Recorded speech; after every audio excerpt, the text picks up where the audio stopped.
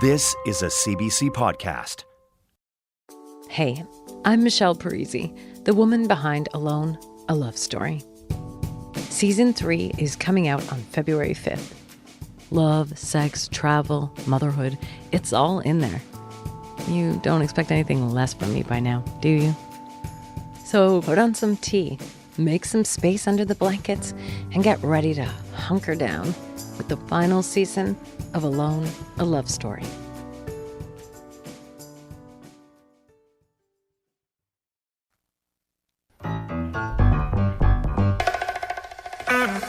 Hey Canada, this is gonna be a walk in the Stanley Park. From Vancouver, it's The Debaters!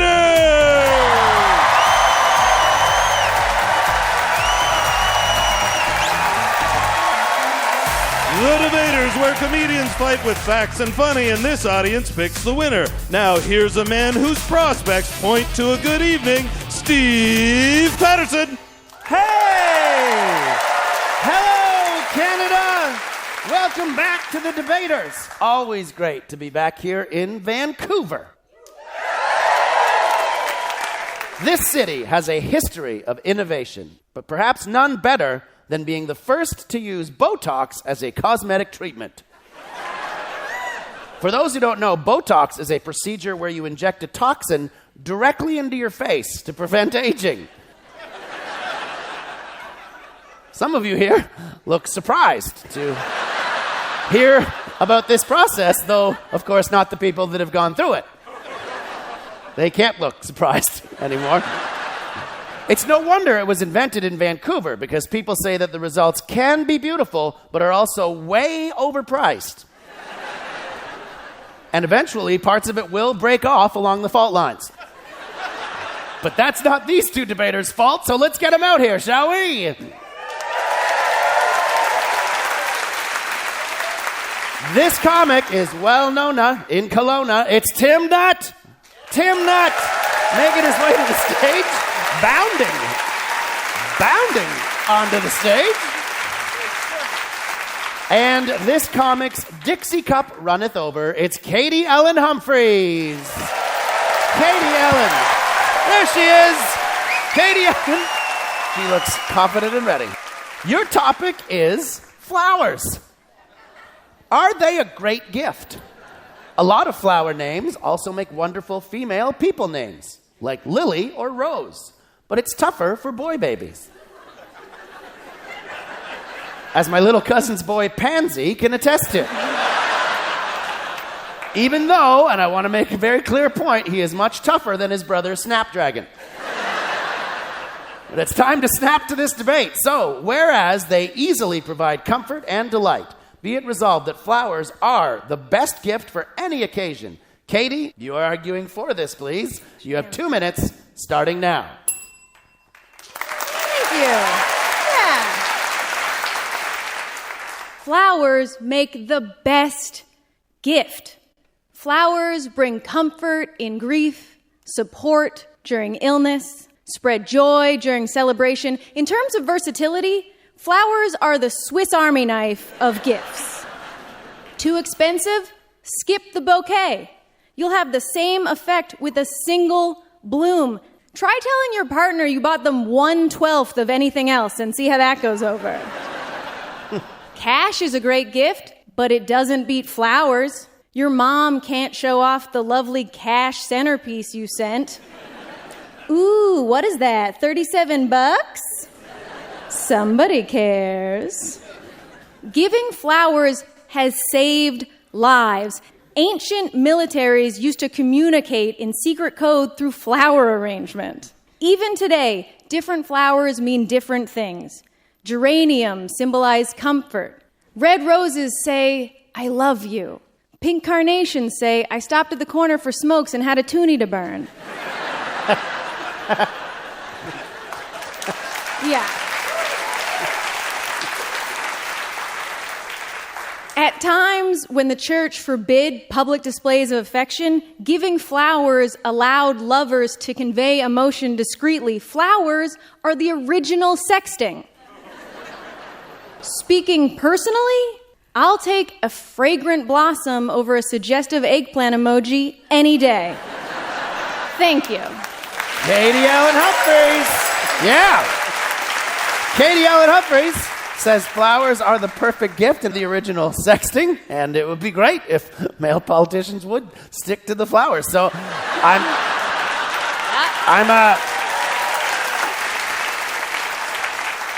I'm going to give you a full touchdown, 7 points for that opening argument. Thank you, Katie Ellen Humphreys.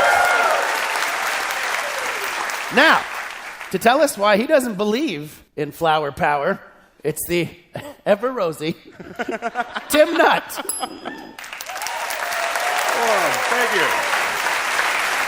So let's start off this way. Who the hell wants flowers as a gift? It's ridiculous. Nobody wants flowers. Flowers are a scam. We have all been collectively duped by the flower cartels into thinking we have to give flowers to prove our affection. They know we're expected to buy them, and they jack the prices, especially if there's a romantic holiday involved, like Valentine's Day. Compare the price of a dozen donuts and a dozen roses on February 14th. Give someone the choice, and I'm pretty sure that unless they're a psychopath, they'll take the donuts over the spiky sticks. So many kinds of flowers are actually poisonous. Yay! Do you know which ones? I don't. You might as well give your significant other a bag of snakes. And this is where I get really upset. Flowers have been touted as the gold standard for men to make up for our mistakes and bad behavior. You know, you screw up, buy her flowers. That's what you're supposed to do. You know what she wants instead of flowers? A sincere apology.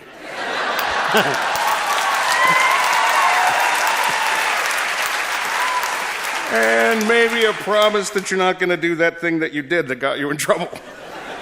But giving flowers is a symbol of love and affection. What kind of message is that? Flowers start out pretty, but you know that they're going to wither and die. Flowers are a dead thing from the hop. They are dead on arrival and only get worse. Let's call flowers what they really are. Pre-garbage. Thank you. Tim Nutt.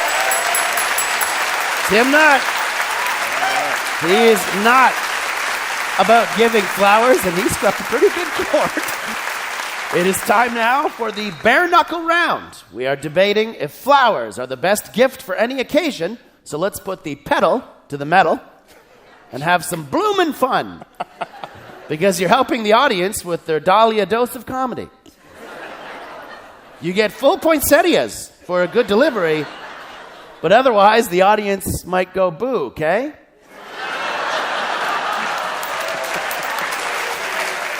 You two may both be perennial favorites, but if you lose, you'll be Ganya. Tim, I cannot believe here in North Vancouver you would say something as ignorant as that flowers are pre-garbage. They are obviously pre-compost. Fair enough. It's a good point. Good point for Katie. They're your dead thing. Do with them what you will. Sure. I guess you could compost them, then you've got more garbage. They grow more flowers. Say that flowers are a lot of work. No, you put them in water. Done. No maintenance, no incurred costs. But they were... Unlike another piece of decor that you might give someone, they don't have to drag it out when you come over so they can pretend that they don't hate it. Well, you don't give people furniture. That's ridiculous. And the flowers at a funeral was to cover up the smell of the dead people. I don't like that comparison. Here's a token of our soon-to-be dying love. It seems appropriate because dead people are also pre-compost. Okay, that's the bare knuckle round, everybody. All right. Good points on either side there. It is time now for the firing line. In my hand, I have a list of questions on flowers being the best gift, brought to you by Edible Flowers. Edible Flowers. A minute on the tulips, forever on the rose hips. On popsugar.com's list of best alternatives to giving flowers, what is placed between candy and ice cream? Tim? Diabetes.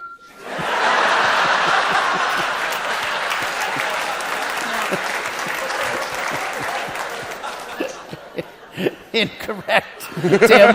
But the audience has given you 2 points. Katie Ellen. It is actually Canadian Tire money. Wouldn't be bad. The actual answer is stickers. Put stickers between... In 717, the poet Lady Mary Wortley Montagu wrote of women in a Turkish harem using flowers in what way? Katie Ellen. To mask the smell of 1717. Good answer. No, flowers were used in 1717 by the poet Lady and then 3 other names as a secret language to send undercover messages. Listen to you guys. What a confusing way to communicate. Why should you be concerned if someone gives you aconites? You guys are still playing. Because then you have to look up aconites. Katie Ellen? You should be concerned when someone gives you aconites because you have to phone everyone you've ever slept with and tell them to get tested.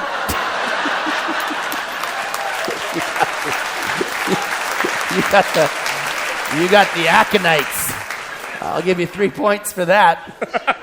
The actual answer is you should be concerned if someone gives you aconites because that flower's name means hatred and be cautious.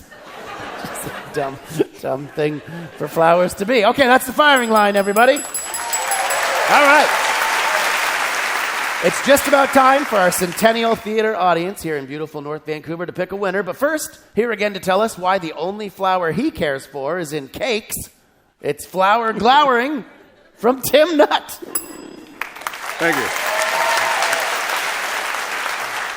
All right, I think we could be honest at this point. And for the most part, this is about giving flowers to women. That's not trying to be politically incorrect, but it just never came up for me to give flowers to a dude. You know what's better than flowers? A potted plant is better than flowers because it's the non-murdery version of flowers. You know what's a better gift than flowers? Wine. Wine's a better gift than flowers. There we go. I know where I'm at. Expired Halloween candy is a better gift than flowers. Or you know what's a better gift than flowers? Nothing. I gave my wife something she really wanted and asked for our 15th anniversary a couple years back. I gave her a horse. And you know what I bought it with? The money I saved on not buying flowers. And I haven't had to buy flowers since. Thank you. Tim Nutt. Getting a lot of anti-flower support here in the audience. Now, here again to tell us that FTD stands for Flowers Totally Dominate, it's the Garden City Victoria's own Katie Ellen Humphreys. A horse? Yes. Yeah, I always forget 15 is the traditional livestock anniversary. If you think picking up a few petals is tough, you are gonna hate what horses drop.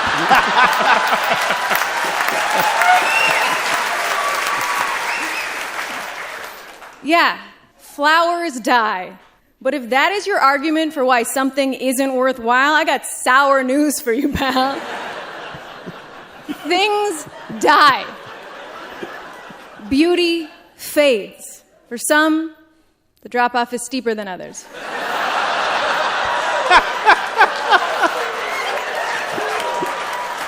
We are not guaranteed tomorrow, so we have to revel in the beauty of today. Plus, when flowers die, they break down and become soil, which begets more flowers. Flowers are like the Spice Girls. They just keep coming back. And if we're honest, flowers are what we all want, what we really, really want. Thank you. Katie Ellen Humphreys, a great closing argument. On behalf of flowers, Tim Nutt with a great closing argument for flowers. This is going to be a tough call to make, and this audience is going to make it right now. By applause, who thinks that Katie's flower delivery came up smelling like a rose? Katie Ellen Humphreys.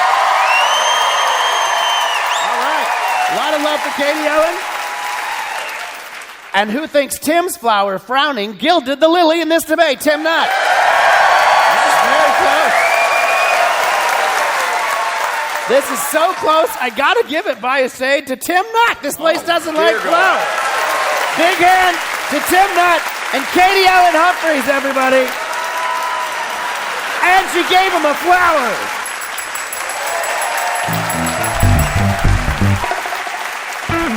You're listening to The Debaters on CBC Radio. Did you know you can get past episodes of The Debaters on iTunes? Go to cbc.ca/The Debaters to find out how. And now, back to Steve Patterson. Hey, North Van, are you ready for your next debaters?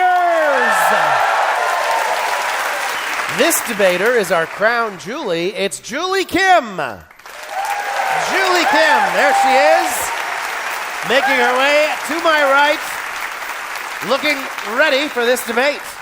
And this comic is a mace up our sleeve. It's Mace Galone. Mace Galone, one of my favorite names in comedy, smiling as he always is. This is a good debate for human beings who occasionally need medical attention. Going to the doctor in this age of the internet, is it even necessary? You can go on your computer to see what your symptoms might mean, but some studies suggest that your keyboard is actually filthier than a toilet seat. So even if you didn't have something at the beginning of your search, you will by the end of it. Now, it's time to search out the facts and the funny. So, whereas the same information is somewhere out there, be it resolved that checking the internet for a diagnosis beats going to the doctor. Mace, you are arguing for this, please. You have 2 minutes, starting now. Thank you. Thanks. Using the internet is the best way to get diagnosed because people on the internet are very good at telling you what's wrong with you. Whether it's an expert on WebMD or the guy that comments on all my YouTube videos, they both agree my body is producing too much estrogen.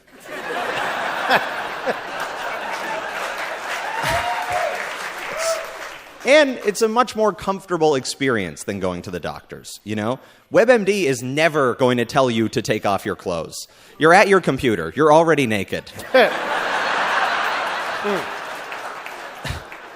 Plus, who would you rather ask all your embarrassing medical questions to? A non-judgmental search bar or an old white guy with cold hands who knows your mom? And people say if you look up your symptoms online, it's just going to tell you that you're going to die. Well, guess what? Doctors also tell people they're going to die. And you know what happens to those people? They die. There's a bunch of TV shows about doctors, I know that, but they're only popular because in Canada, that's the only way you can see a doctor. Yeah. Canadian healthcare is like a restaurant that takes 4 days to get a table, and when you finally order, they tell you they don't know how to make that and you need to see a specialist.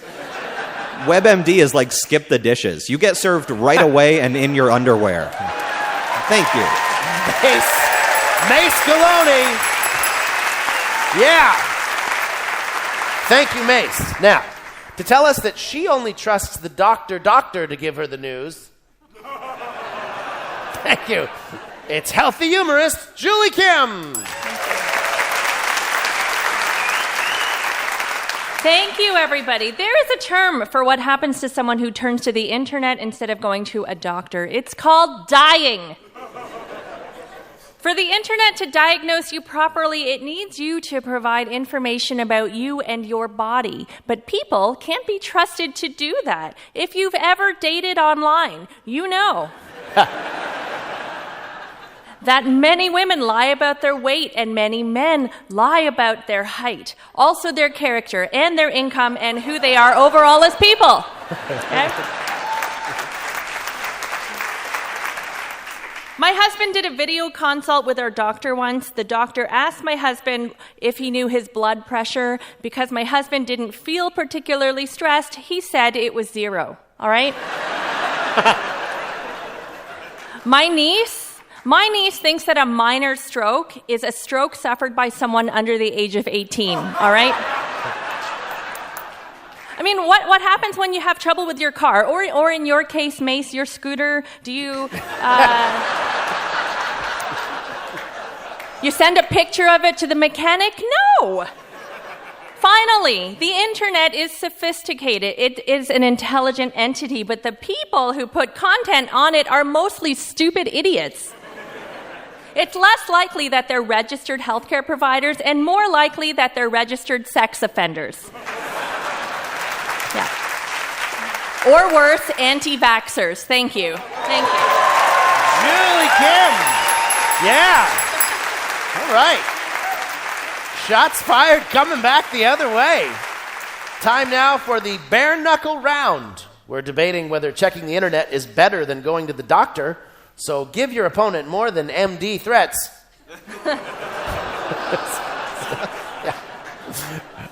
As you stethoscope out the audience reaction. Punch your opponent in the diagnose and raise their blood pressure, or I'll dock you points. Let's keep the audience in stitches as they laugh themselves sick. Or don't. Suit yourself.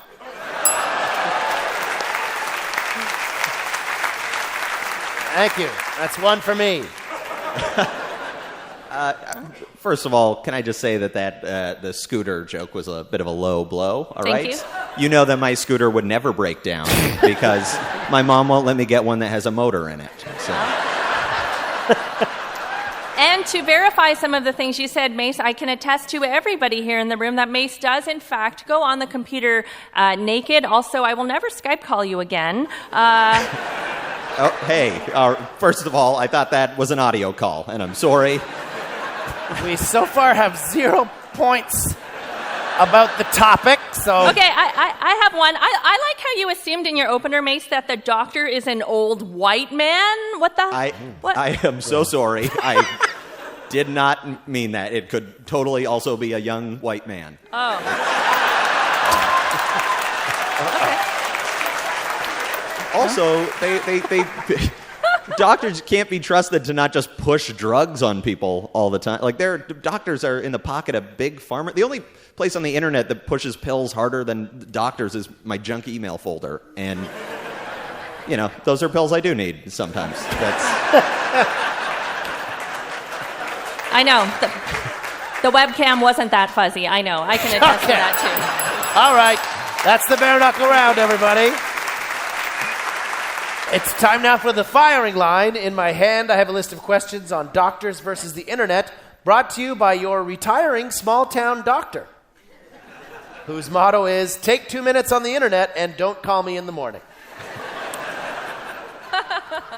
Watson, the IBM supercomputer capable of accurate medical diagnoses, became famous on what TV show? Oh. Julie. Grey's Anatomy. He replaced all of the doctors, but still found time for love. Huh? What?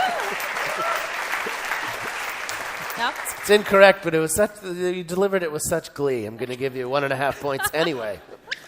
Mace? Was it Jerry Springer, the episode with the knocked up Blu-ray player?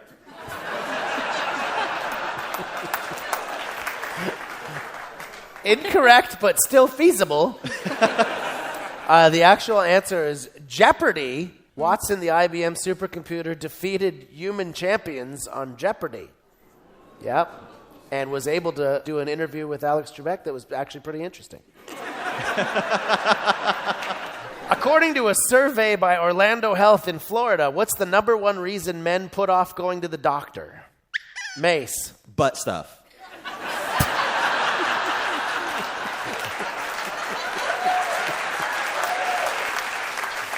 Audience gave you 2 points for that one. The actual answer, the number one reason that men put off going to the doctor is they are too busy. That's the firing line, everybody. Well, it's almost that magical time again where our theater audience votes. But first, here again to tell us that the doctor will see her now. It's a quick checkup with Julie Kim.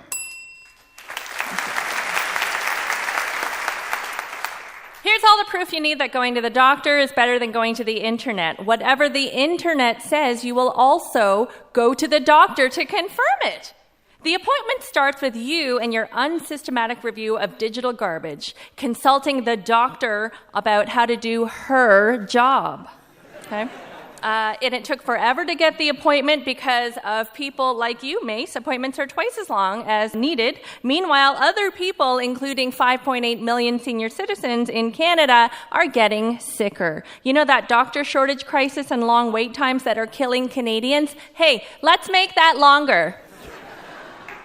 People of the audience, you're going to vote soon. You can vote for Mace if you want, but just keep in mind this one thing. Mace kills old people. Thank you. Thank you. Julie Kim. Julie Kim says you got to keep going to those doctors, and she's just called Mace an old person killer, which is probably the best slam you could do on a CBC show. Good job. Now, to tell us why Dr. Google is good for what ails you, here's internet investigator Mace Galone. Well, thanks. Here's the thing. If you're already under the weather, do you really want to go to a doctor's office where you have to be surrounded by sick people and sit on an upholstered chair filled with 2 decades worth of flu farts? Going to the doctor's office when you're trying to avoid illness is like going to a yoga class when you're trying to avoid white girls with dreadlocks. So don't go to the doctor and expose yourself to everyone else's germs. Log on to the internet where you don't have to expose yourself to anyone, unless you want to. And there's a lot of great websites for that. Thank you. Mace Galone. All right. Very concise closing argument. It's all flu farts and butt stuff with you. I think I got the name of your next comedy album. It is time to vote, Centennial Theatre, by applause. Who thinks that Mace's online observations ought to win? Mace Galone. That is a big applause. Big response. Big response for Mace. All right. And who thinks Julie's doctor demonstrations definitely dominated? Julie Kim. Well, good support on both sides, but this crowd clearly doesn't like doctors very much, and they like Mace a lot. The winner's Mace Galone. Go ahead and diagnose yourself online. Big hand for Mace Galone and Julie Kim, everybody. That's all for this week. I'm Steve Patterson saying for those who do diagnose their own medical issues, I wish you the best, and by all means, do your own surgery, too. I'll argue with you again soon, Canada. Good night.